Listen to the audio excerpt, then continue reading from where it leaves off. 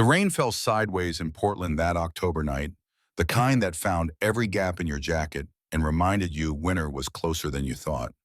Dominic Sawyer stood at his kitchen window, watching water sheet down the glass, distorting the streetlights into smeared halos of amber. Behind him, the house was quiet except for the occasional creak of old wood settling and the soft hum of the refrigerator he'd repaired himself 3 months ago when the compressor started acting up. It was 8:45 on a Thursday, which meant Harper was already asleep upstairs, her room glowing with the nightlight shaped like a crescent moon. He'd just finished cleaning up from dinner. Mac and cheese again, because Thursdays were always mac and cheese, just like Tuesdays were tacos and Sundays were pancakes. Routine wasn't exciting, but it was safe. It was predictable. It was the scaffolding that kept their world from collapsing. Dominic was 29 years old, but most days he felt older. Single parenthood had a way of aging you in ways that had nothing to do with gray hair or wrinkles. It was the weight of being everything.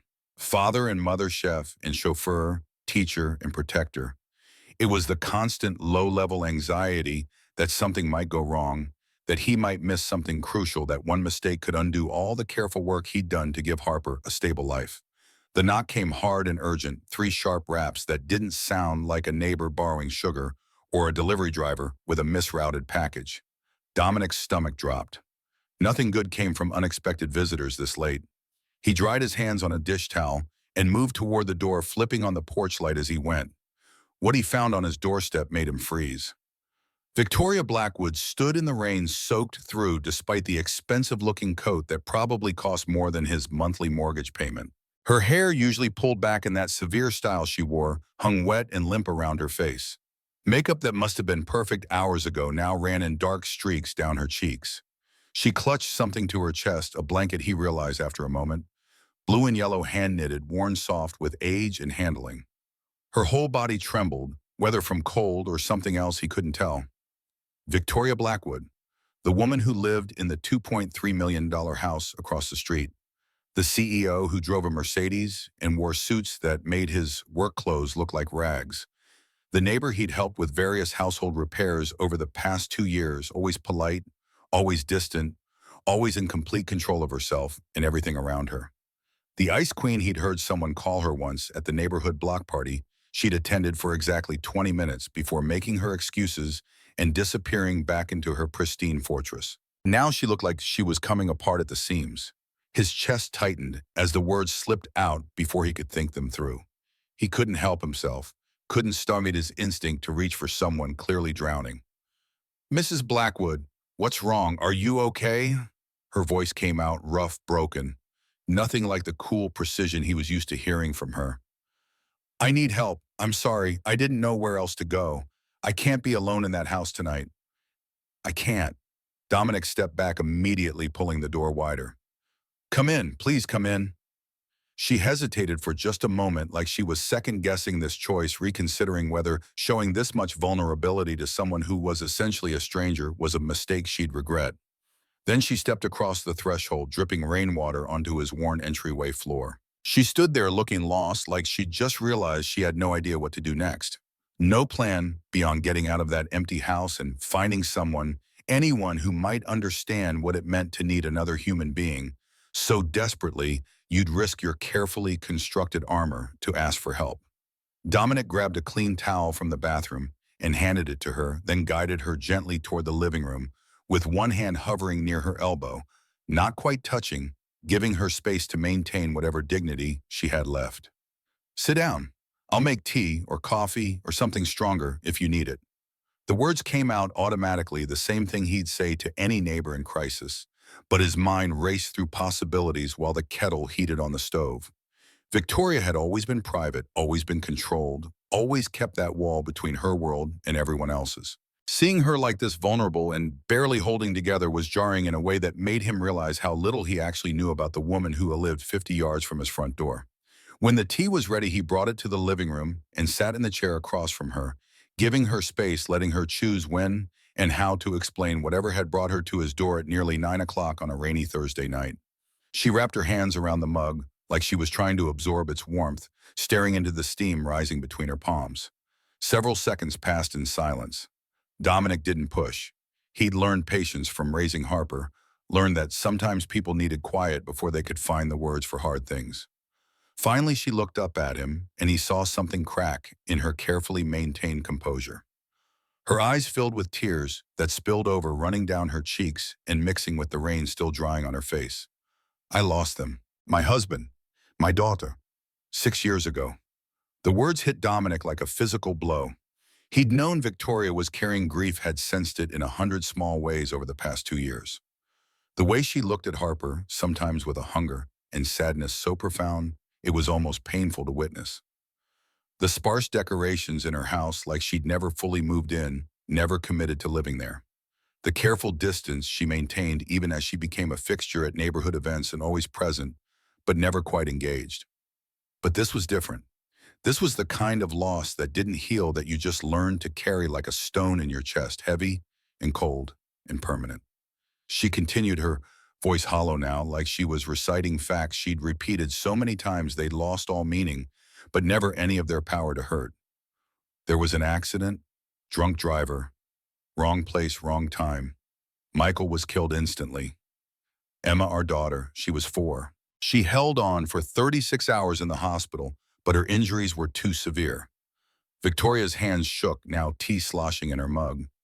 Dominic leaned forward instinctively, ready to catch it if she dropped it, but she gripped it tighter instead. I did therapy. I did grief counseling. I did all the things you're supposed to do to survive something like that. And I did survive. I got up every morning. I went back to work. I moved to a new city because I couldn't stand being in our house anymore, couldn't stand walking past Emma's empty bedroom, couldn't stand the neighbors who looked at me with pity every time I checked the mail. I built this new life where I could pretend to be okay. She sat down the tea with shaking hands and finally looked directly at Dominic, her eyes desperate and pleading, like she was about to ask for something she had no right to request, but couldn't stop herself from needing. But I'm drowning. I thought I could handle it. I thought I could just keep going, keep being functional, keep pretending that this half-life was enough. But lately it's been getting worse. The silence in my house is so loud I can't think. I walk into my living room and I can still see her, Emma, playing with her toys, laughing at cartoons, making up songs about brushing her teeth. I make dinner and I have to remind myself not to set 3 places at the table. She took a shuddering breath, and Dominic knew with absolute certainty that whatever she was about to say would change everything between them, would shift them from polite neighbors into something else entirely. Something he wasn't sure he was ready for, but also couldn't find a way to refuse. I miss being a mom. I miss it so much, it feels like it's killing me. I miss goodnight kisses and scraped knees and bedtime stories. I miss having someone need me, having a reason to get up in the morning beyond just existing. The words tumbled out faster now, like a confession she'd been holding back for months or maybe years. I want to have another baby. I need to be a mother again. Dominic's mind went blank for a moment, then started racing. This wasn't what he'd expected. He'd thought maybe she'd had a bad day at work, maybe gotten some terrible news, maybe just hit that wall grief sometimes threw up when you least expected it. But this was something else entirely, something bigger and more complicated than he knew how to handle. He opened his mouth trying to find words that would be helpful, that wouldn't make this worse. You could adopt or use a sperm bank. There are options, good options that could. She cut him off, leaning forward with an intensity that made him stop mid-sentence. I've tried. For 3 years I've tried. IVF 6 times. Every single time, nothing. The doctors finally figured it out last year. I have this condition. It's rare, something about antibodies attacking sperm that's been frozen or processed with chemicals. My body rejects it. They said my only real chance is fresh donation from someone healthy, someone who hasn't been through any of the preservation processes that banks use. But clinics won't facilitate that kind of arrangement because of legal complications, liability issues, all the red tape that protects them and leaves me with nothing. She was crying openly now, not bothering to wipe her tears, her voice breaking apart and reforming with each word. I need someone I trust, someone good, someone who's already proven they know how to be a parent, someone who understands what it means to show up for a child every single day no matter how hard it gets, someone who won't disappear when things get difficult. The living room felt too small, suddenly the air too thin. Dominic's mouth went dry as he realized where this was going. What she was actually asking him for what she needed from him that had nothing to do with fixing a dishwasher or replacing a light fixture. I've watched you with Harper. I've seen how patient you are, how present, how much you love her. You're exactly the kind of person I'd want my child to have in their DNA. You're exactly the kind of father I'd want my baby to come from. The words hung in the air between them, heavy and impossible. Dominic's heart pounded so hard he could hear it in his ears. This wasn't happening. This couldn't be happening. People didn't just show up at your door and ask you to father their child like they were asking to borrow a cup of sugar. His voice came out strangled, barely recognizable as his own. Victoria, I can't. I have Harper. I have to think about Harper.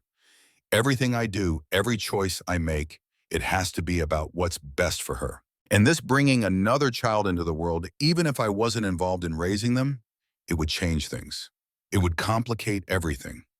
I can't risk her stability. I can't risk the life we've built. Victoria's face crumpled. She stood abruptly, still clutching that blue and yellow blanket, Emma's blanket, he realized with a sharp twist of pain, the last tangible piece of her daughter she still allowed herself to hold. I understand. I shouldn't have asked. I should go. She moved toward the door before he could figure out what to say, what words might make this less painful for both of them. She paused at the threshold, not turning back, her shoulders rigid with the effort of pulling herself together. Thank you for the tea, and I'm sorry for putting you in this position. I won't bother you again. Then she was gone, disappearing into the rain, and Dominic was left standing in his living room, staring at 2 mugs of untouched tea and trying to process what had just happened. His hands were trembling. His legs felt weak. He sank onto the couch Victoria had just vacated and put his head in his hands. What Victoria had asked for was impossible. It was insane. It was the kind of thing that only happened in movies, not in real life, between 2 people who barely knew each other, beyond casual neighborly interactions and occasional baked goods exchanges. But even as Dominic told himself this, even as he tried to rationalize his refusal, he couldn't shake the image of Victoria's face when she talked about Emma. The desperation, the grief, the terrible lonely hunger for something she'd lost and would never get back. She'd lost her daughter. She'd lost her chance at motherhood. And she was so desperate to reclaim even a piece of that life that she'd humiliated herself by asking a near stranger for help. He thought about Harper upstairs, sleeping peacefully in her moonlit room, and tried to imagine what his life would be like if she'd been taken from him, if some drunk driver had stolen his reason for existing. He thought about how he'd probably lose his mind too, how he'd probably do anything, ask anyone for a chance to be a father again. But this wasn't about empathy or understanding someone else's pain. This was about reality. This was about the fact that Dominic had responsibilities, that his first and only priority had to be the child who already depended on him, that he couldn't risk Harper's stability for anything or anyone, no matter how much he might sympathize with their situation. Dominic sat in his quiet living room long after the tea went cold, staring at the rain-streaked windows and feeling like the careful, controlled life he'd built was suddenly standing on very unstable ground. He told himself he'd made the right choice, the only choice, that by morning this would feel less overwhelming, less impossible. He told himself Victoria would understand, that she'd move on, that things would go back to normal. But deep down he knew that something fundamental had shifted tonight. Victoria had knocked on his door and asked him for something that couldn't be unasked. She'd shown him her broken heart and her desperate hope. And now Dominic couldn't unknow what he knew. Couldn't unsee the grief in her eyes. Couldn't unhear the loneliness in her voice when she said she missed being a mom. The alarm went off at 5:30 the next morning, same as always, pulling Dominic from dreams he couldn't quite remember, but left him feeling unsettled. He sat up in bed and stared at the wall for a moment, trying to shake off the lingering unease, then pushed himself up and into the routine that had kept him functioning for the past 3 years. Shower. Dress in work clothes, navy blue pants, and matching shirt with Sawyer embroidered on the chest and pocket. Down to the kitchen to start coffee and breakfast. Harper's door was still closed when he passed it, her room quiet. He had 20 minutes before he needed to wake her, 20 minutes to try to get his head straight before facing his daughter's questions about why he looked tired, why he seemed distracted. 6-year-olds noticed everything, especially 6-year-olds who'd learned to read their parents' moods because their other parent had vanished without explanation 3 years ago. The kitchen felt smaller this morning, the walls closer. Dominic moved through the familiar motions of cracking eggs into a pan, dropping bread into the toaster, pouring orange juice into Harper's favorite cup with the cartoon rabbits on it. His mind kept circling back to Victoria standing in his doorway, soaked and shaking, asking for the impossible. He'd replayed the conversation a dozen times in the hours he'd spent lying awake after she left, examining it from every angle, and he still couldn't see a way forward that didn't risk everything he'd worked so hard to build. At 6 o'clock, he climbed the stairs and gently pushed open Harper's door.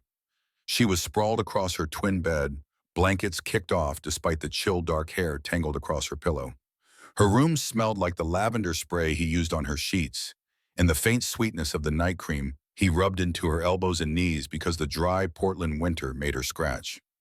He sat on the edge of her bed and touched her shoulder lightly. "Morning, bug. Time to get up." She groaned and pulled her pillow over her head, a move she'd perfected over the past year. He smiled despite everything churning in his head and tugged the pillow away gently. "Come on, breakfast is ready. You've got 15 minutes before we need to leave." Harper blinked at him slowly, still half asleep, then sat up and rubbed her eyes. She studied his face with that unsettling perceptiveness kids sometimes had. "Daddy, you look sad." His chest tightened. He forced his expression into something lighter, reaching out to smooth her tangled hair. "Just tired, sweetheart. Didn't sleep great. Nothing for you to worry about." She didn't look convinced, but she let it go, sliding out of bed and padding toward the bathroom. Dominic went back downstairs and finished setting out breakfast, trying to push Victoria and her impossible request to the back of his mind, where he could ignore it for a few hours. He had work to do, service calls to make, appliances to fix. He couldn't afford to be distracted, couldn't risk making a mistake that might cost him his job or his reputation for reliability.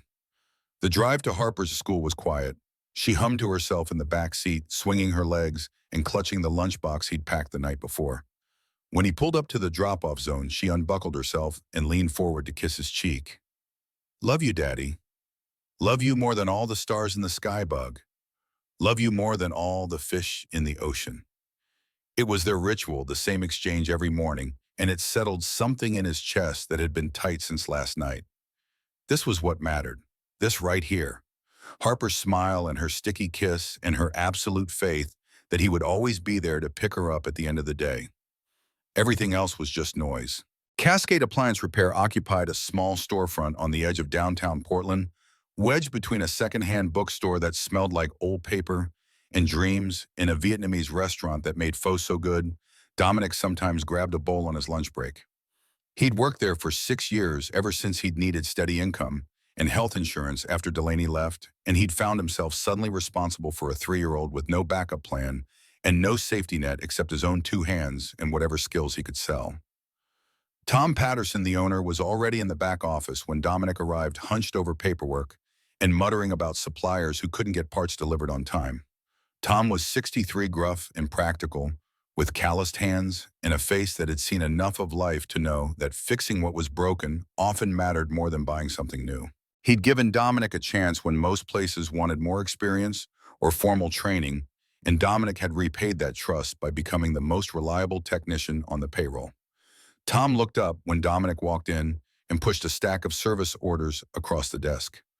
"Got 6 calls for you today, Dom. Starting with West Hills, some rich lady with a Sub-Zero that decided to quit cooling. Then a Bosch dishwasher and Laurelhurst washing machine on Hawthorne, couple of smaller jobs after that." Dominic took the orders and scanned them, checking addresses and problem descriptions. West Hills.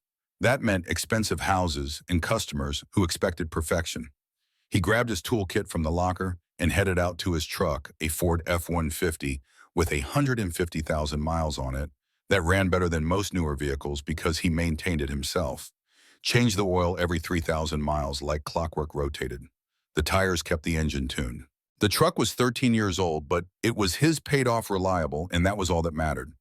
The first call took him into the hills west of Portland, where houses sat on large lots with views of the city and price tags that made his eyes water. The Sub-Zero belonged to a woman in her 50s who answered the door in workout clothes that probably cost what he made in a week. She led him to the kitchen without much small talk, pointing at the refrigerator like it had personally offended her. "It just stopped working yesterday. Everything inside got warm. I had to throw away hundreds of dollars worth of food. Dominic set down his toolkit and pulled out his flashlight and multimeter. He didn't need to tell her what was obvious, that expensive appliances broke, just like cheap ones, that price didn't guarantee reliability, only features and aesthetics. He opened the back panel and started checking connections, testing the compressor, relay, examining the sealed system for leaks. 20 minutes later, he'd found the problem. Refrigerant leak in the evaporator coil, probably a manufacturing defect that took years to develop into a failure. He explained it to the customer in plain language, avoiding technical jargon that would just confuse her, and gave her the options. Replace the sealed system, expensive but thorough, or try a patch that might last a few years but would eventually fail again. She chose the full replacement, wincing at the price but accepting it because the alternative was buying a whole new refrigerator. "How long have you been doing this?" she asked while he filled out the service order. "10 years, ma'am, since I was 19. "You're good at it. Patient. A lot of repair people come in acting like I'm stupid for not knowing what a compressor relay is." Dominic smiled slightly, not quite meeting her eyes. "Everyone's got their own expertise, ma'am. You're probably great at things I couldn't do if my life depended on it. I just happen to be good at fixing what's broken." That had been his gift since he was a kid, the ability to look at something that didn't work and figure out why, to trace the problem back to its source and repair what was damaged. It wasn't glamorous work. Nobody wrote articles about appliance technicians or gave them awards for excellence in refrigerator repair. But it was honest work that people needed, and there was satisfaction in taking something broken and making it whole again, in solving problems that had concrete solutions instead of the messy, complicated kind that didn't have clear answers. The Bosch dishwasher turned out to be a simple fix, a clogged drain pump that he cleared in 15 minutes. The homeowner, an elderly woman who reminded him of his grandmother before she'd passed, insisted on making him tea while he worked. She talked about her late husband, about her children who lived out of state, and called once a week but never visited, about the loneliness of living in a house that had once been full of noise and life and now echoed with silence. Dominic listened while he worked, making appropriate sounds of sympathy and understanding, and realized that sometimes fixing the appliance was only part of the job. Sometimes people just needed someone to listen, to acknowledge that their loneliness mattered, that they weren't invisible. By the time he finished his fourth call, it was nearly 2 in the afternoon, and he still hadn't eaten lunch. He pulled into a Subway and ordered a sandwich he ate in his truck while reviewing the remaining service orders. His phone buzzed with a text from Vivian, his older sister, who lived in Seattle with her husband and 2 kids. She checked in on him every few days, still playing the protective big sister, even though they were both adults now with their own lives and responsibilities. "How are you and Harper doing? David wants to know if you're coming up for Thanksgiving." He texted back that they were fine, that he'd let her know about Thanksgiving once he figured out if he could get the time off work. He didn't mention Victoria or her midnight visit or the impossible things she'd asked him to consider. Vivian would have opinions, strong ones, and Dominic wasn't ready to hear them yet. He needed to process this himself first, needed to figure out what he actually felt before someone else started telling him what he should feel. The memory of Victoria's face kept intruding while he worked through the afternoon, replacing a belt on a washing machine, diagnosing a faulty control board on a dryer. He kept seeing her eyes when she talked about Emma, the way her whole body had trembled when she described what she'd lost. He kept hearing her voice when she said she was drowning in the silence of her empty house, that surviving wasn't the same as living. And underneath all of it, he kept coming back to the same question: what if she was right about him? What if he was the kind of person who could help her? What if saying no wasn't protecting Harper at all, but just protecting himself from risk, from complication, from the possibility that there might be more to life than just surviving in his own carefully controlled way? He picked up Harper from after-school care at 5:30, listening to her chatter about her day, about the art project they'd made with dried pasta, about how Sophie had shared her fruit snacks at lunch. She was happy, settled, secure in the knowledge that her father would always show up when he said he would, that her world was predictable and safe. Dominic focused on that, on her smile and her excitement, on the simple joy of a 6-year-old who still thought the world was mostly good and mostly fair. As they turned onto Maple Street and their house came into view, Dominic's eyes went automatically to Victoria's place across the street. The lights were on warm yellow, glowing through the windows. He could see movement inside, just a shadow passing by the curtains. She was home. She was probably trying to forget about last night, trying to convince herself that it was fine, that she'd find another way, that asking him had been a moment of weakness she could move past. Harper's voice cut through his thoughts. Daddy, can we visit Miss Tori soon? I want to show her my pasta picture. His hands tightened on the steering wheel. He forced his voice to stay light and casual. Maybe not for a little while, Bug. Miss Tori might be busy with work. But she's never too busy for us. She said I could visit whenever I wanted. That had been true. Victoria had always welcomed Harper with genuine warmth, had kept crayons and coloring books specifically for her visits, had listened to Harper's rambling stories about school and friends with patience and attention that suggested she wasn't just being polite, but actually cared. And Harper, who'd grown up without a mother and with few women in her immediate orbit besides Vivian, and her occasional babysitters, had latched onto Victoria in a way that made Dominic's chest ache sometimes. She'd never asked if Victoria could be her mom, not in those exact words, but he'd seen the way she looked at Victoria sometimes with a longing for something she couldn't quite name, but instinctively recognized as missing from her life. Inside their house, Dominic started on dinner while Harper did her homework at the kitchen table. Friday was spaghetti night, reliable and predictable like everything else in their routine. He put water on to boil and opened a jar of sauce, moving through familiar motions, while his mind churned through the same thoughts that had been circling since Victoria left his doorstep last night. He kept coming back to one thing she'd said, the way she'd described watching him with Harper for 2 years, seeing how he taught his daughter about work and responsibility and showing up every day no matter what. Victoria saw something in him worth preserving in her child's DNA. She thought he was the kind of person whose qualities deserved to be passed on. When had anyone ever believed that about him? Delaney certainly hadn't. His own father had barely stuck around long enough to teach Dominic how to change a tire before leaving for a job in Alaska that became permanent absence. But Victoria, grief-stricken and isolated, Victoria looked at him and saw someone worth trusting with her most desperate hope. They ate dinner. He helped Harper with her bath, making sure she washed behind her ears and didn't try to pour the entire bottle of bubble bath into the tub like she'd done last month. He read her 2 chapters of the book they were working through, some story about a girl who discovers she has magical powers and has to learn to control them. He tucked her in, kissed her forehead, and told her he loved her more than all the stars in the sky. She responded with their ritual, more than all the fish in the ocean, and then she was asleep within minutes, exhausted from a long day of being 6 years old and believing the world was safe.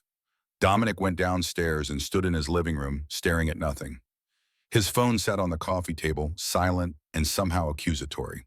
He should call Vivian, should talk this through with someone who knew him well enough to tell him whether he was overthinking or underthinking or just completely losing his mind. He picked up the phone, put it down, picked it up again. Finally, at nearly 10 o'clock, he dialed his sister's number. She answered on the second ring, her voice warm but concerned, because calls this late usually meant something was wrong. Dom, everything okay? Is Harper all right? Harper's fine. I just need to talk to you about something, and you're going to think I've lost my mind. Okay, now you're worrying, my God. What's going on? He took a breath and laid it all out. Victoria's history that he'd never known. The knock on his door, the blue and yellow blanket, her desperate request, and his immediate refusal, the way he couldn't stop thinking about it, even though he knew he'd made the right choice. Vivian listened without interrupting, which was one of her strengths, the ability to just sit with information before responding. When Dominic finally ran out of words, there was a long silence on the other end of the line. Wow, that's a lot. I told you it was crazy. It's not crazy. It's complicated. There's a difference. How are you feeling about it? The question was so simple and so impossible to answer. Dominic rubbed his face with his free hand, trying to find words for the tangle of emotions in his chest. Confused. Guilty. Like I did the right thing, but it doesn't feel right. Like I just turned my back on someone who needed help because I was too scared to take a risk. Why did you say no? Vivian asked. Her tone was carefully neutral. Not judging, just asking. Harper, that it would complicate her life. That I can't risk doing anything that might destabilize what we've built. Okay, that's a valid concern, but Dom, be honest with me and with yourself. Is that really about Harper, or is it about you being afraid? The question hit harder than he'd expected. His first instinct was to get defensive, to insist that, of course, it was about Harper, that everything he did was for his daughter. But Vivian wasn't done. You've built this incredibly structured life. Everything on a schedule, everything controlled, everything predictable. And that's been good. It's given Harper stability after Delaney left. But sometimes I wonder if you use Harper as an excuse not to take any risks for yourself. That's not fair. Everything I do is for her. I know that. I do.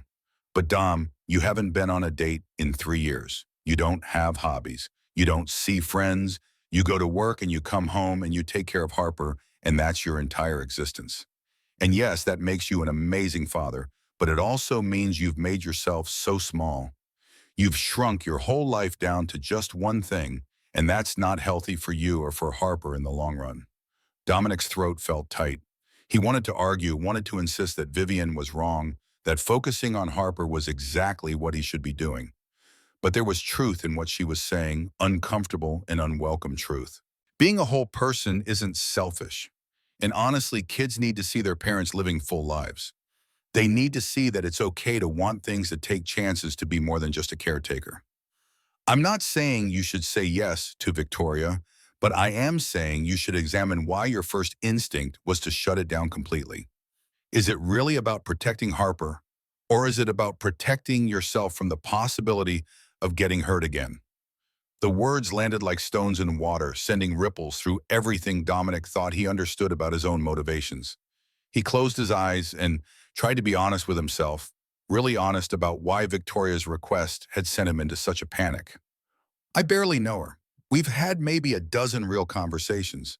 How am I supposed to make a decision like this with someone I barely know?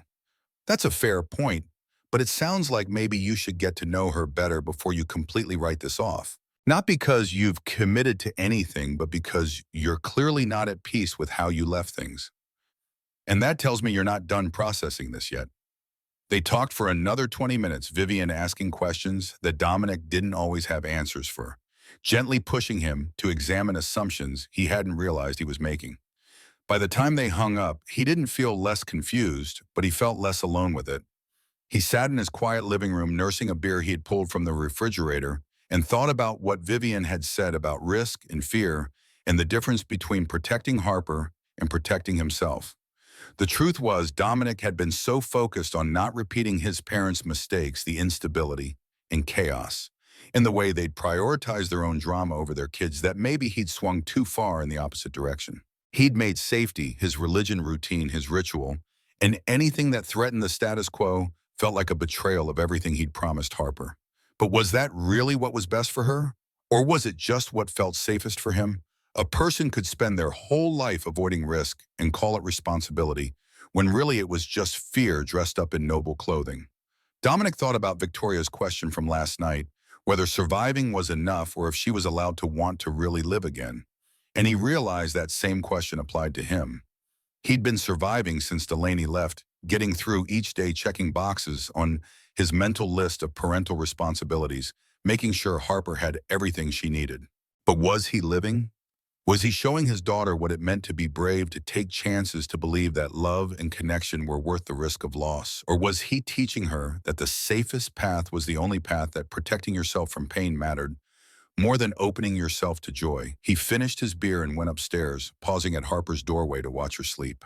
Her chest rose and fell in that perfect rhythm that meant everything was okay in her world. She trusted him completely, believed absolutely that he would keep her safe and make good choices and always do what was right. The weight of that trust was crushing, sometimes the responsibility of being the only thing standing between his daughter and a world that could be cruel and unfair and random in its violence. "I'm trying to do right by you, Bug," he whispered into the darkness. But he wasn't sure anymore what doing right actually meant. Was it keeping everything exactly as it was, safe and predictable and unchanging? Or was it showing Harper that sometimes doing the right thing meant being brave enough to help someone even when it scared you, even when the outcome was uncertain, even when every logical part of your brain said to play it safe?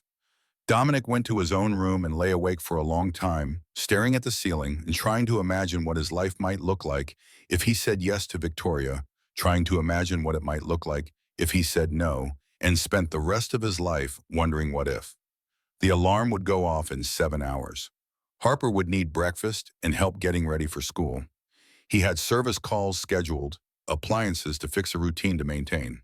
But underneath all of that, there was a question growing louder in his mind with each passing hour. What did he actually want? Not what was safest or easiest or least likely to disrupt his carefully constructed life. But what did he want? When was the last time he'd asked himself that question and given himself permission to answer honestly? Saturday morning came too soon, dragging Dominic out of restless sleep that had felt more like drowning than rest. Harper was already awake when he got up, sitting in front of the television watching cartoons in her pajamas. She looked up when he came downstairs and smiled, completely oblivious to the turmoil churning in her father's chest. "Can we have pancakes, Daddy?" "It's Saturday, isn't it?" Saturday is always pancakes. He made breakfast while she watched her shows, mixing batter and heating the griddle, trying to lose himself in the familiar routine.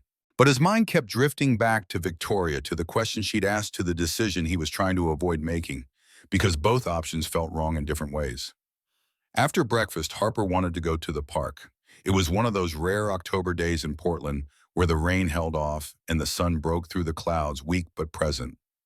They walked the 3 blocks to the neighborhood park, Harper skipping ahead and then circling back like an excited puppy, telling him about a game she and Sophie had invented that involved complicated rules he couldn't quite follow.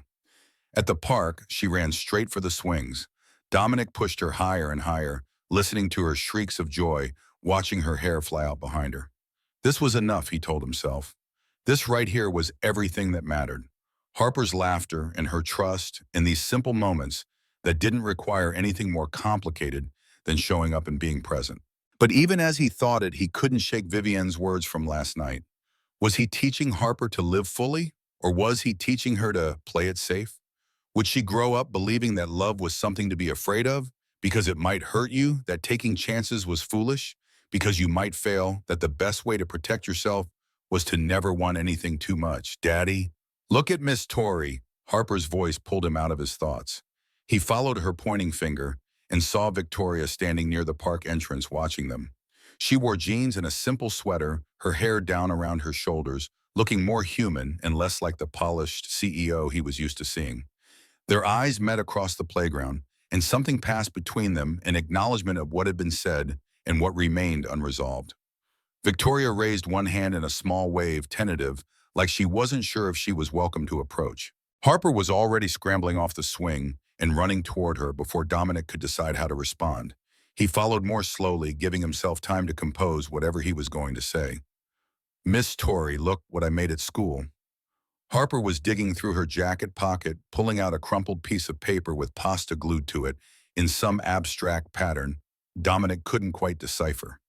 Victoria knelt down to Harper's level, examining the artwork with serious attention. "This is beautiful, Harper.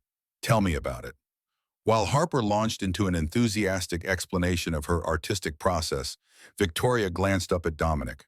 Her eyes held a question, maybe an apology, definitely uncertainty about whether she'd crossed a line by being here at all.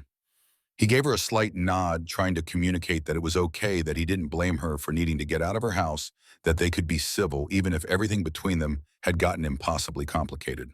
When Harper finally ran out of words about her pasta project, Victoria stood up and met Dominic's eyes directly. "I was just taking a walk. I didn't mean to intrude." "You're not intruding, it's a public park." The words came out more formal than he'd intended, creating distance he wasn't sure he actually wanted. Victoria nodded, accepting the boundary he was drawing, starting to turn away. Something in Dominic's chest twisted, and before he could think it through, words were coming out of his mouth. "Wait, can we talk later, after I put Harper to bed?" Victoria stopped, turned back. Hope flickered across her face before she tamped it down, protecting herself from disappointment. "If you want to. But Dominic, I don't expect anything from you. I shouldn't have put you in that position Thursday night. You were right to say no. Just let me think about it a little more. Let me ask some questions. That's all I'm saying. No promises." She nodded slowly. They made plans to talk that evening, keeping their voices low, so Harper wouldn't overhear anything that might raise questions they weren't ready to answer.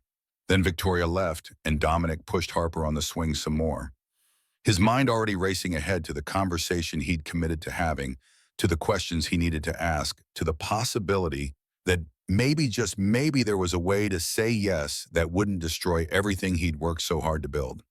That evening, after Harper was asleep and the house was quiet, Dominic walked across the street and knocked on Victoria's door. She answered almost immediately, like she'd been waiting just inside, and led him to her living room. It was exactly as sparse as he remembered from the few times he'd been inside to fix things. Expensive furniture that looked like it had never been sat on. Art on the walls that was technically impressive but emotionally cold. A house that felt more like a museum than a home. Like Victoria had never quite figured out how to live in it after moving here to escape her memories. They sat across from each other, the silence stretching uncomfortably until Dominic forced himself to break it. I need you to help me understand, not just the medical stuff, but why this matters so much. Why now? Victoria took a breath, her hands clasped tightly in her lap. Tonight would have been Emma's 10th birthday. I bought a cake. I lit candles. I sang happy birthday to an empty room. And I realized I've been existing in this holding pattern for 6 years, waiting for the pain to become bearable, telling myself that eventually I'd be okay. But I'm not okay. I'm not even close to okay. And I don't think I ever will be unless I find a way to be a mother again. Not to replace Emma, that's impossible, but to honor her by not letting grief be the end of my entire story. The raw honesty in her voice made Dominic's chest ache. He understood that kind of pain, the desperate need to find meaning in loss, to make something good come from something terrible. He hadn't lost a child, couldn't imagine that specific horror, but he understood the drive to rebuild after everything fell apart. If I did this, he said slowly, carefully, and I'm not saying I am, but if I did, I'd need to know that Harper comes first. Always. That my relationship with her doesn't change, that she doesn't feel threatened or replaced. I would never want that. Harper is wonderful. She deserves to feel secure and loved. And if anything, I'd hope she could be part of this in some way, that she could have a relationship with her half-sibling, if that's something you both wanted. The words half-sibling hit Dominic hard. He'd been thinking about this in abstract terms, helping Victoria, making a choice, managing complications. But Victoria was talking about creating a connection between Harper and another child, about giving his daughter a sister or brother, about expanding their family in a way that would tie them to Victoria and her future baby forever. They talked for over an hour, going through scenarios and possibilities, trying to anticipate problems before they became crises. Victoria was methodical about it, approaching the question like a business negotiation where clarity and specificity mattered more than emotion. She'd clearly been thinking about this for months, maybe years, working through every angle and contingency. But underneath the logistics, Dominic kept coming back to the same realization: Victoria wasn't asking him to fix her. She was asking him to give her a tool she could use to fix herself.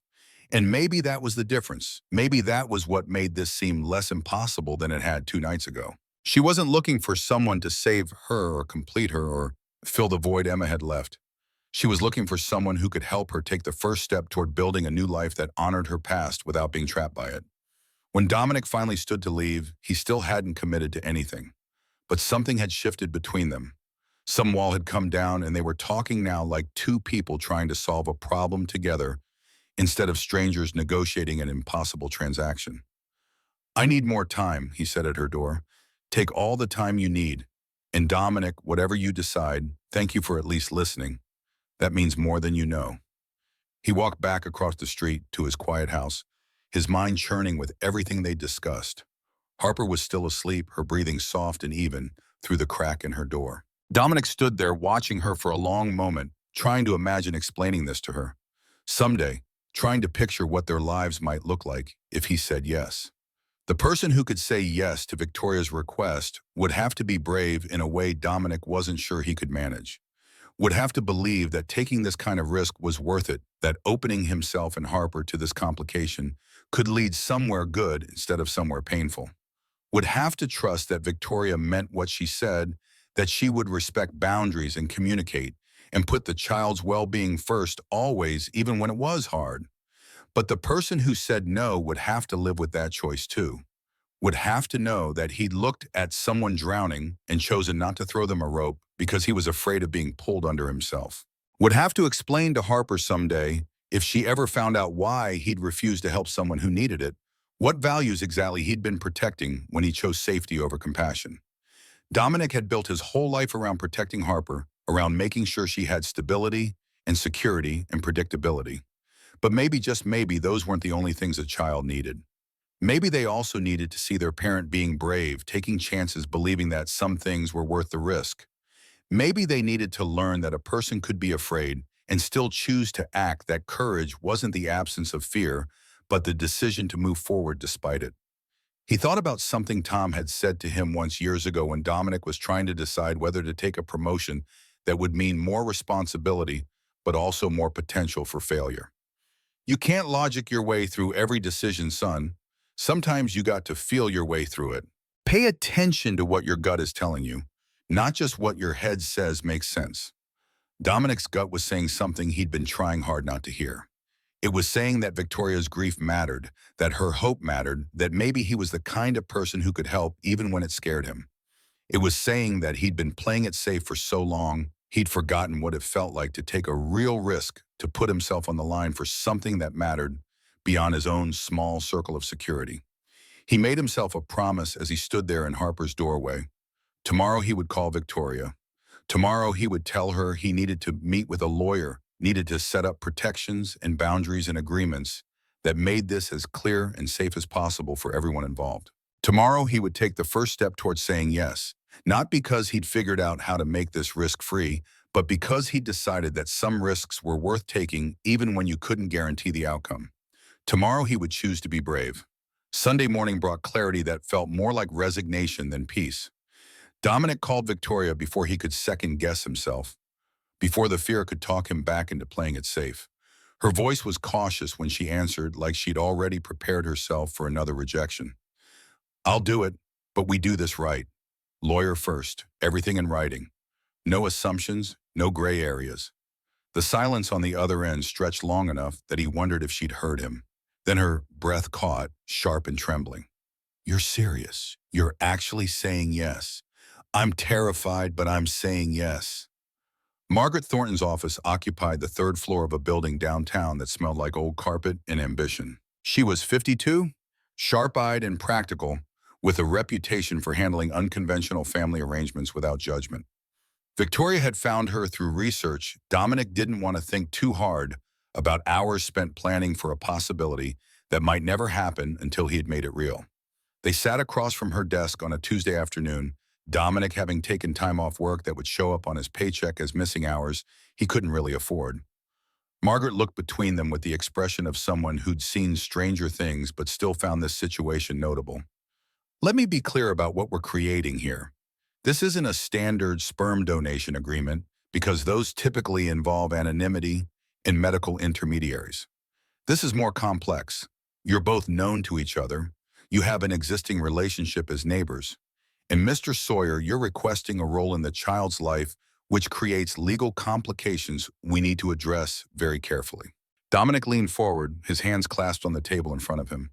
He'd spent 3 days thinking about this, writing down every concern and condition that mattered, preparing himself to be firm about what he needed, even though part of him still felt like he had no right to make demands of someone like Victoria Blackwood. "I have conditions, non-negotiable ones." Margaret nodded approvingly, pulling out a legal pad. "That's exactly what we need. Specificity protects everyone involved." He'd written them down on a folded piece of paper that he pulled from his pocket, now smoothing it on the desk. His handwriting looked rough next to the polished wood and expensive leather, but he didn't let that stop him. "First, Harper is always my priority, always. Whatever agreement we make, it can't disrupt her life or make her feel less important or threaten her security in any way." Victoria nodded immediately, her expression serious. "Second, I don't want any of Victoria's money. No financial support, no child support, nothing. I need it clear that I'm not doing this for money, and she's not doing this because she thinks she can buy me." Margaret raised an eyebrow but wrote it down. "That's unusual. Most agreements of this nature specify some level of financial contribution from the biological father." "I don't care what's usual. I care about protecting my daughter and my dignity. Money complicates things. I won't take it." Victoria's lawyer, a man named Roberts who'd come along at her insistence, leaned forward with poorly disguised condescension. Mr. Sawyer, do you understand the legal implications of what you're signing? This is a complex document. Perhaps we should go over each section more slowly to ensure you fully comprehend. The words hit wrong, carrying assumptions about class and education that made Dominic's jaw tighten. His voice came out cold and precise. I read at a 12th grade level. I've reviewed this document 3 times. I understand every word, every clause, every implication. What I don't understand is why you think someone who fixes complex machinery for a living can't read a contract. Roberts opened his mouth, but Victoria cut him off with a sharpness Dominic had never heard from her before. Roberts, stop. Dominic deserves respect, not condescension. If you can't manage that, you can wait in the car. The moment crystallized something between them. Victoria defending him, putting her own lawyer in his place, acknowledging that what Roberts had done wasn't acceptable. It was the first time Dominic felt like maybe they really were approaching this as equals, not as the rich woman and the working man she was doing a favor for. They spent 2 hours going through the agreement. Margaret asked questions that made both of them uncomfortable, forcing them to think through scenarios they'd rather avoid. What if Victoria got married and her husband wanted to adopt? What if Dominic changed his mind about involvement? What if the child wanted nothing to do with Dominic when they grew up? What if medical decisions needed to be made and they disagreed? For each question, they found answers that felt reasonable, even if they weren't perfect. Dominic would have no legal obligation, but could choose his level of involvement. Victoria would be the sole legal parent with full decision-making authority. They would both commit to putting the child's well-being first, always, even when it was hard. Harper would be told the truth in age-appropriate ways when the time was right. By the time they finished signing, Dominic's hand ached from gripping the pen too hard. Margaret made copies of everything, handed them folders with their respective agreements, and offered what might have been the closest thing to approval he'd get from a family law attorney. This is one of the more thoughtful arrangements I've handled. You've both clearly put real consideration into this. That matters more than most people realize. Martina's office was smaller than Dominic expected, tucked into a medical building near OHSU, with walls covered in photos of babies she'd helped bring into the world. She was younger than he'd imagined, maybe 40, with kind eyes and a directness that reminded him of Tom Patterson. No nonsense, no judgment, just pragmatic assessment of what needed to happen. She explained the process in clinical terms that made it feel less overwhelming. Home insemination, simple and private, with instructions that were more straightforward than Dominic had feared. She ran tests on both of them, checking Victoria's hormone levels and cycle timing, confirming Dominic's health and viability. Everything looked good, she said, optimistic even. No guarantees, but solid chances if they were patient. The first 3 attempts failed. Each time, Victoria called with the news in a voice that got progressively more brittle, more resigned to disappointment. Each time, Dominic felt guilt settle heavier in his chest, wondering if his swimmers were the problem, if he'd let her down, if her hope would eventually calcify into resentment. The 4th month, he dropped off what was needed and tried not to think too hard about the strangeness of the whole situation. He went to work, fixed a commercial oven that had stopped heating properly, replaced the thermostat on a walk-in freezer, lost himself in the concrete problems that had clear solutions. When his phone rang 3 hours later, he almost didn't answer because service calls didn't stop for personal business. Victoria's voice shook so hard he could barely understand her. 2 lines. Dominic, there are 2 lines. I'm pregnant. We're pregnant. It worked. He sat in his truck outside a restaurant supply company, staring at the steering wheel, trying to process what she just said. They'd created a life. The abstract possibility had become undeniable reality. In roughly 9 months, there would be a baby in the world that was half him, half Victoria, wholly its own person, with a future they couldn't predict or control. That's good. That's really good. Are you okay? Her laugh came out wet and broken. I don't know. I'm terrified. I'm relieved. I'm so grateful I can't breathe. Thank you. God, thank you. The morning sickness hit Victoria like a freight train in week 6. Dominic only knew because she stopped answering the door when he knocked, stopped responding to texts asking if she needed anything. Finally worried enough to be intrusive, he used the spare key she'd given him 2 years ago for emergencies and let himself in. He found her on the bathroom floor in silk pajamas that probably cost more than his monthly grocery budget, looking more fragile than he'd ever seen her.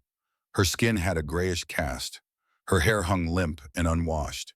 She looked up at him with exhausted gratitude. I can't keep anything down. Water makes me sick. Crackers make me sick. The smell of my own house makes me sick. Dominic helped her up and guided her to the couch, went to his truck for the ginger ale and saltines he'd learned worked for Harper when she had stomach bugs. He sat with Victoria while she nibbled crackers and sipped ginger ale, not talking much, just being present because that was the only thing he could offer that might actually help. You don't have to do this. This isn't what we agreed to. Her voice was small, uncertain in a way that reminded him she was just a person under all that money and power, just someone trying to survive a difficult thing. You're carrying my kid. Of course I'm gonna make sure you don't starve. I have money to hire help. This isn't about money, this is about being a decent human being. She cried then, not the controlled tears from that first night on his doorstep, but messy, exhausted crying that came from someone who'd been holding themselves together too hard for too long. Dominic sat next to her and let her cry, understanding that sometimes people just needed permission to fall apart with someone who wouldn't judge them for it. The 8-week ultrasound fell on a Wednesday that felt ordinary until it wasn't. Victoria had asked if he wanted to come casual and careful, like she was trying not to pressure him into involvement he didn't want. Dominic had said yes before thinking about it too hard before he could talk himself out of caring. The examination room was small and clinical, smelling like antiseptic and hope. Victoria lay on the table with her shirt pushed up, nervous energy radiating off her in waves. Doctor. Martinez squeezed gel onto her stomach and moved the transducer, slowly watching the grainy images appear on the screen. There we go, and there's the heartbeat. The flutter on the screen was tiny, impossibly fast, undeniably real. Dominic stared at it and felt something crack open in his chest that he hadn't known was closed. That was a person, not yet fully formed, not yet capable of existing outside Victoria's body, but a person nonetheless. His daughter or son, Harper's half-sibling, a life they'd created from desperation and hope and a willingness to take an insane risk. Victoria's hand found his without warning, gripping tight enough that her nails dug into his palm. He squeezed back, not looking at her, not able to handle the emotion on her face on top of everything else he was feeling. De Martinez printed images that looked like abstract art to anyone who didn't know what they were seeing, but meant everything to the two people in that room. In the parking lot afterward, Victoria sat in her Mercedes and didn't start the engine. Dominic waited beside his truck, giving her time to process whatever she was feeling. When she finally looked at him through the open window, her eyes were red but clear. I know we have an agreement. I know we've set boundaries, but I need you to know that I couldn't do this alone. Thank you for being here. He nodded, not trusting his voice, and drove back to work with those ultrasound images sitting on his passenger seat, like a promise he wasn't sure he knew how to keep. 3 days later, his phone rang during his lunch break. The number was familiar in a way that made his stomach drop before his conscious mind caught up. He stared at it for 3 rings before answering, already knowing this was going to be bad. Delaney's voice came through exactly as he remembered it, that particular mix of confidence and grievance that had characterized their marriage. Dom, I know it's been a while. I need to talk to you about Harper. His hands went cold. He set down the sandwich he'd been eating, suddenly nauseated. You don't get to talk about Harper. You signed away that right 3 years ago. I was young and stupid. I made a mistake. People change, Dom. I've changed. I have a good job now, an apartment stability. And I heard you're having a baby with some rich woman, so clearly you've moved on. I want to see my daughter. The coffee shop where he'd stopped for lunch suddenly felt too loud, too crowded. He walked outside into the parking lot, needing air and space to process what he was hearing. Harper doesn't remember you. She doesn't ask about you anymore.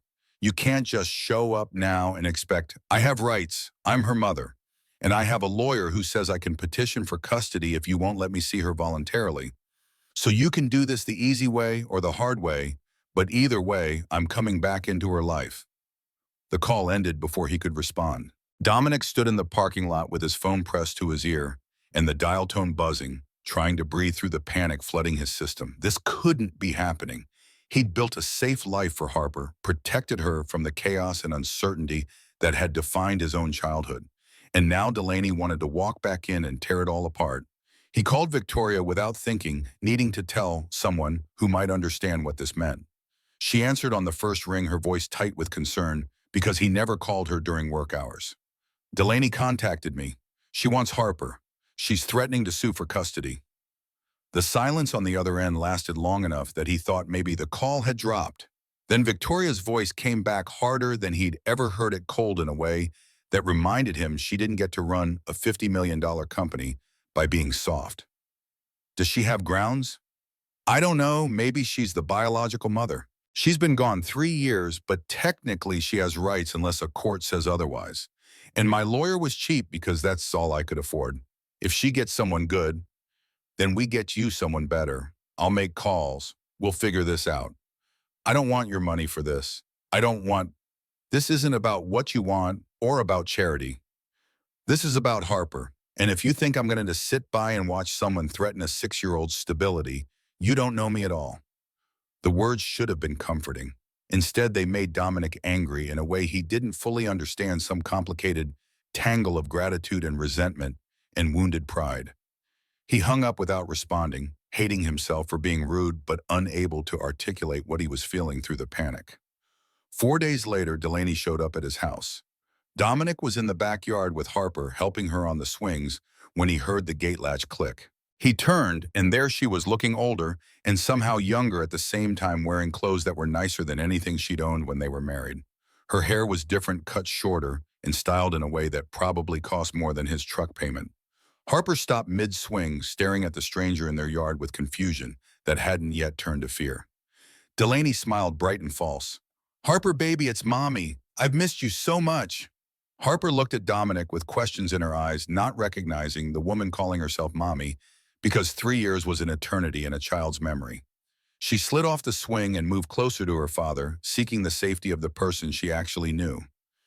"Daddy, who is she?" The question hit Delaney like a slap. Her smile faltered, then hardened into something defensive and angry. "I'm your mother. You lived inside me. I gave birth to you. Don't you remember anything?" Harper's face crumpled, overwhelmed and scared by the intensity of the stranger's need. She pressed against Dominic's leg, her small body trembling. He put a hand on her shoulder, keeping his voice level, even though rage was building hot and sharp in his chest. "Harper, go inside. Watch TV for a few minutes." She didn't argue, running for the house and disappearing through the back door. The moment she was out of earshot, Dominic turned on Delaney with fury he'd been holding back for 3 years. "You don't get to do this. You don't get to show up unannounced and traumatize her. She doesn't know you. You made sure of that when you walked away and never looked back. I'm here now. I want to fix it. And you're trying to replace me with some trophy wife who bought herself a baby using you. How's that supposed to be better? Victoria isn't replacing anyone, and this has nothing to do with her. This is about you abandoning your daughter and now deciding you want her back because you heard I'm moving on with my life. I have rights, Dom, legal rights. My lawyer says, your lawyer is expensive, really expensive. Where'd you get the money for Freeman and Associates? Because I know what they charge, and last I heard you were working retail." Delaney's face went tight, defensive in a way that told him he'd hit something real. "That's none of your business. What matters is I have representation and I'm filing for joint custody. You can fight me if you want, but it's going to get ugly and expensive, and we both know you can't afford." The gate opened again, and Victoria stepped through, dressed in a business suit that probably cost more than Dominic made in a month, her expression carved from ice and authority. Delaney stopped mid-sentence, actually stepping back from the sheer force of presence Victoria brought into the small yard. Victoria's voice could have frozen water. "Ms. Morgan, I'm Victoria Blackwood, and you need to leave this property immediately." Delaney recovered quickly, lifting her chin in defiance. "So you're the sugar mommy. Nice to finally meet the woman who's using my ex-husband to manufacture a designer baby. I'm the woman who's about to make your life very difficult if you don't walk away right now." Dominic said no to your demands. That should have been enough. The fact that you came here anyway, that you approached his daughter without permission, that you're making threats about custody, you have no realistic chance of winning. All of that tells me exactly what kind of person you are. You don't know anything about me. I know you abandoned a 3-year-old without a backward glance. I know you've had no contact for 3 years. I know that any family court judge will look at your history and see exactly what you are: an absent parent trying to insert herself back into a child's life for reasons that have nothing to do with that child's well-being. Delaney's face flushed, anger and embarrassment warring across her features. You can't stop me. I have rights. You have nothing. But if you want to test that, if you want to start a custody battle, I have 5 attorneys on retainer who specialize in family law. I will bury you in paperwork and legal fees until you wish you'd never made that phone call. Or you can leave right now, withdraw whatever petition you are planning to file, and disappear back into whatever life you've built. Those are your options.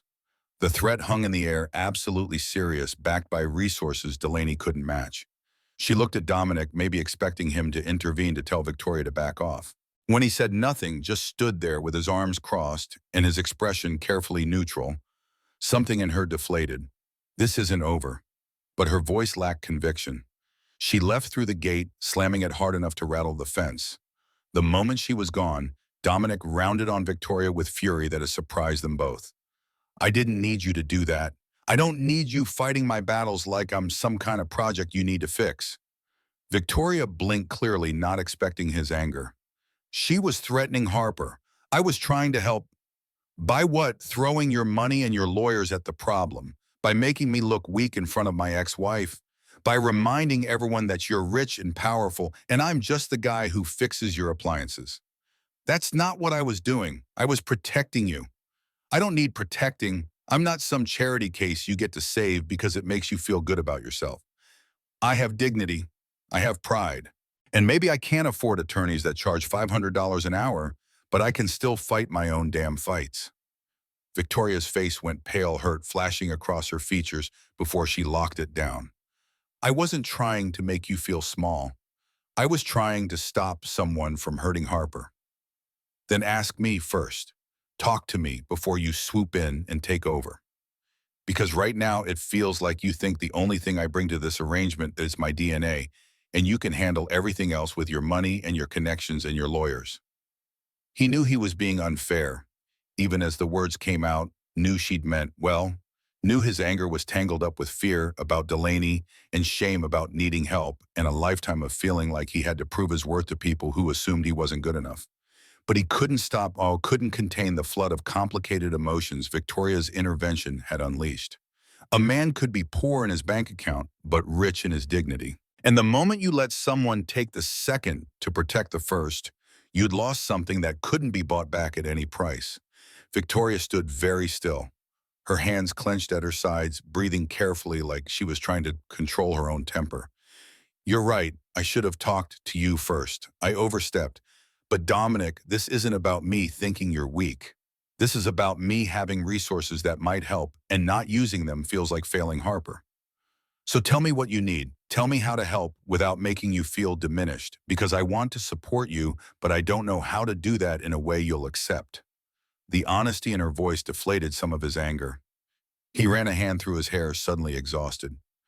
I need you to treat me like an equal, not someone you're doing a favor for, not someone who needs rescuing. Just someone who's in this with you, making decisions together, instead of you deciding what's best and implementing it before I even know what's happening. She nodded slowly. I can do that. I'm sorry I didn't do it this time. They stood in his small backyard, the afternoon sun slanting through the trees, and something shifted between them that was harder to define than anger or agreement. They were learning each other, figuring out how to navigate a relationship that didn't have a blueprint, that required them to invent the rules as they went and inevitably stumble over misunderstandings and hurt feelings in the process. Inside, Harper was watching cartoons and pretending everything was normal, even though Dominic knew she'd have questions later about the strange woman who claimed to be her mother. He would have to find answers that were honest without being cruel, that protected her without lying. Just one more impossible thing in a life that had gotten exponentially more complicated the moment Victoria knocked on his door 4 months ago asking for help. But standing there with Victoria in the fading light, Dominic understood something he hadn't fully grasped before. They were bound together now, not just by the agreement they'd signed or the baby growing inside her, but by choices they kept making to show up for each other, even when it was hard to push through misunderstandings instead of walking away to believe that what they were building mattered enough to be worth the friction and fear and constant negotiation of boundaries. The investigation came from Victoria's team, not because Dominic asked, but because she'd made calls the moment Delaney mentioned Freeman and Associates. 3 days after the backyard confrontation, Victoria showed up at Dominic's door with a manila folder that looked too thin to contain something as explosive as what she was about to reveal. "We need to talk about who's bankrolling Delaney's legal team." Inside, Harper was at a friend's house for a play date, giving them privacy Dominic hadn't realized they'd need. He took the folder and opened it, scanning financial records and wire transfers that might as well have been written in code for all the sense they initially made. Then he saw the name at the top of one transfer. Richard Blackwood, Victoria's father. The words caught in his throat. "Your father is paying for Delaney's lawyer." Victoria's expression was carved granite fury held barely in check. $5,000 retainer, 3 payments of $1,500 since then, all through a shell account, but my investigator traced it back. "My father is funding a custody battle against you to try to break us apart." Dominic sat heavily on the couch, the folder sliding from his hands. He'd known Victoria's family was wealthy, had assumed they wouldn't approve of her arrangement with someone like him, but this was different. This was sabotage calculated and cruel, using Harper as a weapon to destroy what they were building. "Why would he do this?" "Because he thinks you're beneath me. Because he wants me married to someone from our circle. Someone who went to the right schools and belongs to the right clubs. Because he's convinced himself that this baby is some kind of crisis he needs to fix by removing you from the equation." She paced his small living room, energy coiled tight enough to snap. "I'm going to him tonight. I'm telling him to back off or I'll cut him out completely. No more board meetings, no more family dinners, no more pretending we're anything other than strangers who happen to share DNA." "Wait, let me think about this." His mind raced through possibilities and consequences. If Victoria confronted her father, now angry and protective, it might push him to escalate rather than retreat. Men like Richard Blackwood didn't respond well to threats from their children, especially threats that challenged their authority and judgment. We use it in court. We show the judge that Delaney's case is being funded by someone with a vested interest in disrupting our arrangement, that it's not about Harper's well-being, but about your father's disapproval. That might actually help us. Victoria stopped pacing, considering. It might also blow up in our faces. My father has resources I can't match, connections I don't have. If we go to war with him openly, we're already at war. He fired the first shot when he hired Delaney's lawyer. Now we just make sure the judge sees what's really happening here. The custody hearing was scheduled for a Thursday morning in late November, 2 weeks before Thanksgiving. Dominic took the day off work, put on the only suit he owned, and tried not to think about how much this was going to cost if they lost. Margaret Thornton had agreed to represent him at a reduced rate after Victoria had quietly offered to cover the difference, a compromise Dominic had accepted because pride wasn't worth losing Harper over. The courthouse smelled like anxiety and industrial cleaner. They sat on hard benches waiting for their case to be called. Victoria beside him in a navy suit that probably cost more than his monthly income, but somehow didn't make him feel small the way it might have months ago. She'd asked if he wanted her there, careful not to assume, and he'd said yes because having her beside him felt right in a way he didn't want to examine too closely. Delaney arrived with her lawyer, a man in his 50s who moved like someone used to winning. She looked nervous, kept glancing at her phone, fidgeting with her hair. When their eyes met across the waiting area, she looked away first, and Dominic felt a grim satisfaction that at least she had the grace to feel uncomfortable. The courtroom was smaller than he'd expected from television, more cramped and institutional.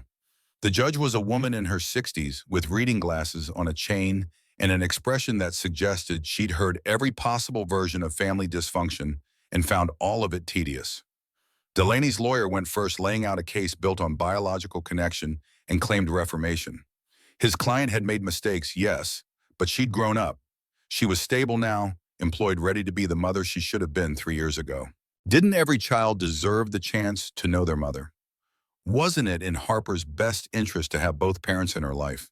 He painted Dominic as resistant and controlling, suggested the new baby on the way was evidence that Dominic had moved on and might push Harper aside, and implied that having a mother would benefit a young girl in ways a single father couldn't provide. When it was their turn, Margaret stood and methodically dismantled every argument. She presented evidence of Delaney's 3-year absence, the signed documents terminating parental rights, the complete lack of contact or financial support. She called Dominic to testify about Harper's routine instability, about the life they'd built together, about how Harper had reacted to Delaney's unexpected appearance. Then she dropped the information about Richard Blackwood. Your Honor, we've discovered that Miss Morgan's legal representation is being funded by Richard Blackwood, CEO of Blackwood Enterprises, and father of Victoria Blackwood, who is carrying Mr. Sawyer's child. This isn't a genuine custody dispute motivated by parental concern. This is a wealthy man attempting to interfere in his daughter's personal life by disrupting Mr. Sawyer's family stability. The lawyer objected, but Margaret had documentation. Bank transfers, wire receipts, evidence that made it clear Delaney hadn't suddenly developed the resources to hire Freeman and Associates on her retail salary. The judge's expression shifted from bored skepticism to sharp interest. When Victoria took the stand as a character witness, something Dominic hadn't expected, and Margaret had apparently arranged quietly, the room's energy changed. Victoria Blackwood didn't need to announce her net worth for people to recognize power and success when it walked into a courtroom. Her testimony was precise and devastating. I've known Dominic Sawyer for 2 years as my neighbor and friend. I've watched him raise Harper alone with dedication and patience that most people couldn't sustain. He teaches her that hard work matters, that integrity matters, that showing up every single day matters more than any amount of money or status. Those are values I want my child to learn from their biological father. The lawyer tried to undermine her, suggested she was biased, implied her relationship with Dominic was more than professional. Ms. Blackwood, isn't it true that you're using Mr. Sawyer for reproductive purposes? That you've essentially purchased his cooperation? Victoria's expression could have cut glass. I haven't purchased anything. Dominic Sawyer is one of the few people I've met who can't be bought, which is exactly why I asked him for help. He turned down every offer of financial support. He insisted on an agreement that protected his daughter above all else. He's doing this because he's kind, not because he's compensated. She looked directly at the judge. My father is funding this custody challenge because he disapproves of my choices. He thinks Dominic isn't good enough for his daughter to associate with, let alone have a child with. But what my father doesn't understand is that worth isn't measured in bank accounts or social connections. It's measured in character. And Dominic Sawyer has more character than any of the wealthy men my father tried to set me up with over the years. The words hung in the courtroom, sharp and uncompromising. Delaney's lawyer tried to recover, but the damage was done. The judge had seen through the performance to the machinery underneath the wealthy puppet master pulling strings to achieve goals that had nothing to do with Harper's welfare. The ruling came down 2 days later. The judge denied Delaney's petition, citing her lengthy absence and the clear evidence that her sudden interest was financially motivated rather than genuine parental concern. She granted Delaney supervised visitation rights 2 hours twice a month, contingent on Harper's willingness to participate and subject to review after 6 months. Dominic read the decision in his truck during lunch break and felt something unclench in his chest that had been tight for weeks. Harper was safe. Their life could continue. Delaney couldn't tear apart what they'd built. But the victory was complicated by what came next. Victoria had been noticeably absent since the hearing, responding to texts, but declining invitations to stop by, claiming work demands and pregnancy exhaustion. Dominic didn't push, figured she needed space to process whatever confrontation had happened with her father after their strategy went public in court. The 20-week ultrasound arrived with December frost on the windows and a nervous energy that had both of them on edge. Victoria looked tired in a way that went beyond normal pregnancy fatigue, shadows under her eyes that suggested she hadn't been sleeping well. They sat in Dr. Martinez's office, making small talk that felt forced until the doctor called them back. The ultrasound started normally, Victoria lying on the examination table while Dr. Martinez moved the transducer across her belly. Then the doctor paused, moved the wand, again measured something on the screen with careful attention that made Dominic's stomach drop. Is something wrong? Dr. Martinez smiled, but it was the kind of smile that preceded news you weren't prepared for. Nothing's wrong, but I do have a surprise. You're having twins. 2 girls. The room tilted sideways. Dominic heard the words but couldn't quite connect them to reality. Two babies, not one. Two daughters who would share Harper as a half-sister, who would complicate everything twice over, who would need twice as much of everything he didn't know how to provide. Victoria's face had gone pale. That's not possible. There was only one heartbeat at 8 weeks. It happens sometimes with identical twins, one embryo hidden behind the other in early ultrasounds. But they're both measuring perfectly for 20 weeks. Strong heartbeats, good development. Congratulations. Outside in the parking lot, Victoria stood beside her Mercedes and didn't get in. Dominic waited by his truck, watching her process shock that mirrored his own. When she finally looked at him, her eyes were wild with something close to panic. I can't do this. Two babies alone. I thought I could handle one, but two. You're not alone. The words came out automatic, reflexive, before he'd thought through what they meant or what he was promising. But looking at Victoria's face, seeing the fear that was so familiar, because he'd felt it himself 3 years ago, when Delaney left and he'd realized he was truly on his own with a 3-year-old, Dominic knew he couldn't let her drown in that particular terror. We'll figure it out. That's what we've been doing this whole time, right? Figuring it out as we go. She nodded but didn't look convinced. They stood in the cold parking lot with the ultrasound images of two tiny girls tucked in their pockets and tried to imagine a future that had just doubled in complexity. Marcus Wellington appeared at Victoria's office Christmas party like a solution to a problem she hadn't articulated, but Dominic could see taking shape. He was polished and successful corporate attorney with the kind of easy confidence that came from never having to worry about rent or groceries. Victoria introduced him casually, as mentioned, and they'd met at a legal conference. Didn't say anything about dating, but the familiarity between them suggested something had shifted. Dominic had no claim to Victoria, no right to feel the sharp twist in his chest when Marcus touched her elbow to guide her toward the bar. They had an agreement. Co-parents, not partners. Friends helping each other through complicated circumstances. The fact that Dominic's feelings had gotten messier over the past months was his problem to manage, not something he could burden Victoria with when she was already dealing with a difficult pregnancy and family conflict. He watched Marcus bring Victoria sparkling water with lime, watched him make her laugh with some story about a disastrous deposition, watched him be exactly the kind of man she should be with. Someone from her world who understood corporate culture and could keep up with her intellectually, who wouldn't feel small at fancy parties or out of place in expensive restaurants. Harper tugged at his hand, bored with the adult conversation and ready to go home. They left early, and Dominic tried not to think about Marcus staying behind, tried not to imagine what might develop between them, tried not to care about something that wasn't his business. January brought more frequent sightings of Marcus, his car in Victoria's driveway. The two of them leaving together for what Victoria mentioned was dinner, or a movie, or some work event that needed a +1. She was careful not to share too many details, maybe sensing Dominic's discomfort even though he tried to hide it, maybe just maintaining appropriate boundaries given their arrangement. Harper noticed and asked about it with the directness only children managed. Is Mr. Marcus going to be the baby's daddy? They were making dinner together, Harper standing on a stool to help stir pasta sauce. The question came out of nowhere and landed like a punch. I'm the baby's biological father. That won't change. But if Miss Tori marries him, wouldn't he be their dad, like how Sophie has a stepdad who she calls dad now? The logic was sound and devastating.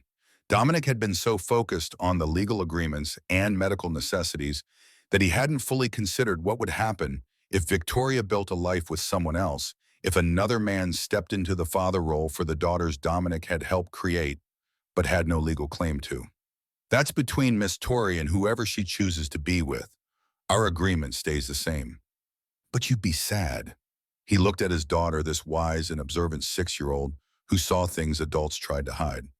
Maybe a little, but what matters is that everyone's happy and the babies are loved. That's what matters most. Harper accepted this with the resilience of children who adapted to what they couldn't control. But Dominic couldn't shake the conversation, couldn't stop imagining Marcus at ultrasound appointments and birth classes. Marcus in the delivery room, Marcus teaching Victoria's daughters to ride bikes and helping with homework, while Dominic remained at a polite distance, the biological father who'd been kind enough to help, but wasn't part of the real family. The truth came on a Tuesday evening in late February when Dominic stopped by Victoria's house to drop off a casserole Harper had insisted they make for her. Victoria was 7 months pregnant, now the twins making her belly impossibly round, making every movement awkward and exhausting. She'd mentioned struggling to cook, and Harper had been worried enough that Dominic couldn't say no without seeming cruel. Victoria's front door was slightly ajar, concerning enough that Dominic knocked and pushed it open when no one answered. He could hear Marcus's voice from the living room talking on his phone with the casual cruelty of someone who didn't know they had an audience. Yeah, she's loaded. 50 million easy plus the company equity. I figure 18 months of playing, supportive boyfriend, propose after the twins are born, get her to put me on some accounts. Then divorce with a solid settlement. She's desperate enough to believe someone actually wants her for something other than money. The words froze Dominic in the entryway. He stood there holding the casserole dish and listening to Marcus describe Victoria like a mark, a target, a business transaction wrapped in false affection. Rage built in his chest, hot and sharp, erasing every ounce of civility he'd been maintaining around this man. He walked into the living room without announcing himself. Marcus looked up, surprised, then calculating as he registered what Dominic might have overheard. The phone went into his pocket smoothly. Sawyer, didn't hear you come in. Clearly, I heard you though, every word. Marcus's expression hardened, false friendliness dropping away. That was a private conversation. About using Victoria for money. About faking a relationship to set yourself up for a divorce settlement. Yeah, I got the gist. You're going to tell her. It wasn't a question. Marcus knew exactly what Dominic was going to do, was already calculating his next move. Of course I'm going to tell her. What kind of person wouldn't? Marcus laughed sharp and ugly, the kind who wants something from her. But you already got what you wanted, didn't you?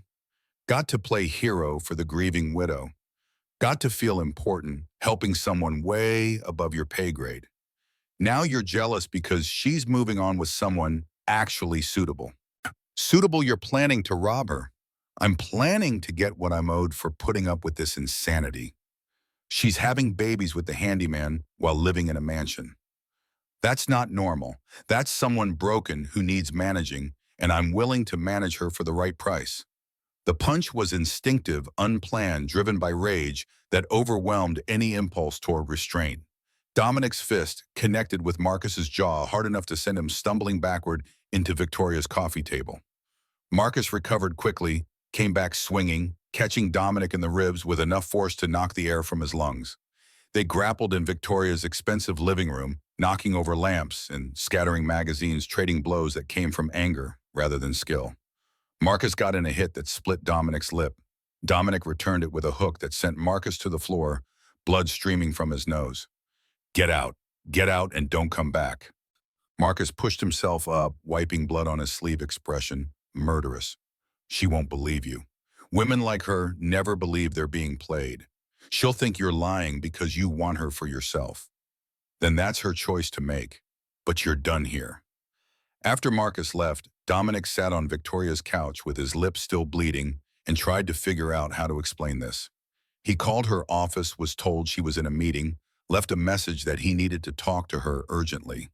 Then he waited ice from her freezer pressed against his swelling lip, trying to calm down enough to explain what had happened without sounding like a jealous idiot.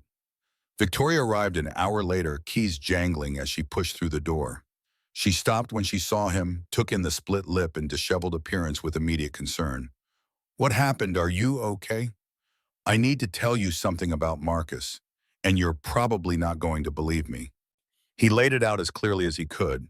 The overheard phone conversation, Marcus's admission of his plans, the fight that had erupted when Dominic confronted him. Victoria listened with an expression that went from concern to hurt to carefully blank, processing information she clearly didn't want to accept. You're saying Marcus is only with me for money, that he's been pretending this whole time. I'm saying I heard him on the phone laying out a strategy to get close to you and then divorce you with a settlement. His exact words. She sat heavily in the chair across from him, one hand on her belly, the twins shifting under her palm. And you expect me to just take your word for it. You've been uncomfortable with Marcus since day one, Barzdez. How do I know this isn't you being jealous, making up stories to get rid of competition? The accusation stung because it wasn't entirely wrong. He had been uncomfortable with Marcus had resented him in ways that were definitely about more than just concern for Victoria's well-being. But that didn't make what he'd heard any less real. Hire an investigator, check his background. I bet you'll find a pattern. Other women, other relationships that ended in convenient settlements. I'm not making this up, Victoria. You punched him. He was planning to exploit you. What was I supposed to do? Wish him luck. She closed her eyes, exhausted in a way that went beyond pregnancy fatigue. I need you to leave. I need to think about this without you here pushing me toward a conclusion. Victoria, please just go. I'll call you tomorrow. The dismissal hurt worse than Marcus's punch had.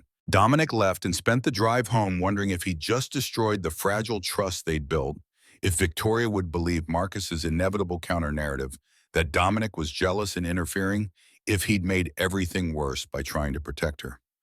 3 days of silence followed. Dominic texted once asking if Victoria was okay. She responded that she was fine but needed space. He forced himself to respect that, even though every instinct screamed to push harder to make her understand to fix the situation before it got worse. On the 4th day, Victoria's car pulled into his driveway at 8 in the evening. She got out slowly moving with the careful deliberation of someone very pregnant and very tired. Dominic met her at the door, Harper already in bed upstairs, and waited for whatever verdict she'd reached. I hired an investigator. Marcus has been married 3 times. All to wealthy women, all ended in divorce settlements averaging 7 figures. The last one filed a restraining order claiming he'd threatened her when she tried to get a prenup enforced. Her voice was flat, drained of emotion by betrayal and exhaustion. You were right about everything, and I was so angry at you for saying it because I wanted to believe someone actually wanted me for something other than what I could give them. I do. The words slipped out before Dominic could stop them, propelled by seeing her pain and knowing he'd been part of causing it, even if he'd had good reasons. I want you for exactly who you are. Not your money, not your connections, not what you can do for me. Just you. She looked at him with eyes that were red from crying or lack of sleep or both. What are you saying, Dominic? His heart hammered against his ribs. This was the moment where he either said something true that couldn't be taken back or retreated into safety and lost something he might never get another chance at. Courage wasn't about not being afraid. It was about choosing to act despite the fear of believing that some risks were worth taking even when the outcome couldn't be guaranteed. I'm saying I've fallen in love with you. Somewhere between ultrasounds and arguing about boundaries and watching you be brave enough to build a new life after losing everything, I fell completely in love with you. And I know that's not what we agreed to. I know it complicates everything, but watching Marcus with you was killing me because I wanted to be the one beside you, not as the guy who helped you have babies, but as someone who gets to be your partner in all of it. Victoria's expression shifted through surprise to something softer, more vulnerable. I thought it was just me. I thought I was being pathetic, catching feelings for someone who was just being kind, reading too much into every nice thing you did. You're not pathetic, and it's not just you. She moved closer, careful with her belly between them, and reached up to touch his face where Marcus's punch had left a bruise. I love you too. I've been trying not to because it felt like I was breaking our agreement, like I was taking advantage of your kindness by wanting more. But I love you, Dominic Sawyer. I love your integrity and your stubbornness and the way you show up for people even when it costs you. I love that you're teaching Harper to value work over wealth, that you refused my money, that you defended me to your ex-wife, even though it meant admitting our relationship to a courtroom. They kissed there in his doorway, gentle because of the babies between them, tender because neither wanted to rush something they'd been denying for months. When they pulled apart, Victoria was crying and smiling at the same time. We're doing this completely backward. Having babies before dating, dating while I'm 7 months pregnant with twins. Nothing about this is normal. When has anything about us been normal? She laughed, the sound lighter than he'd heard from her in weeks. We still have to figure out so much. How this affects Harper, what we tell people, how we handle your father and Delaney, and all the complications we couldn't predict when we started this. We'll figure it out. That's what we do. They stood on his porch with the February cold seeping through their clothes and made promises about trying, about communicating, about choosing each other even when it got hard. And Dominic understood that loving someone after losing everything wasn't about finding a replacement or filling a void. It was about having the courage to build something new, while honoring what came before, about believing that a heart could expand to hold both grief and joy, that choosing to love again didn't diminish what you'd loved before.